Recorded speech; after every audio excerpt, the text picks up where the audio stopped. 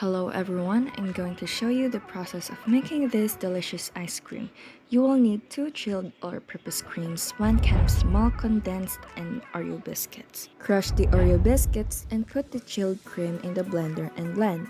The cream's texture should be smooth, creamy, and increase its volume just like in the video. Then after that, you will put half of the condensed milk, then blend until it is fully blended.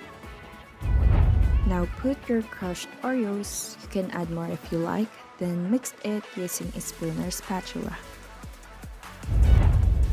Now that you're done mixing all of the ingredients, you can now place it in a container and put some more Oreos on top. You can add more if you like. After that, you will chill it in the freezer and wait for about 5 hours or more.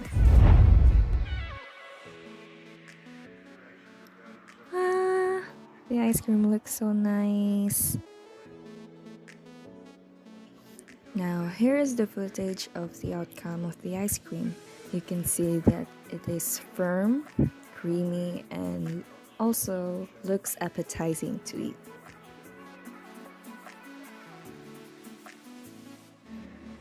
And that's it.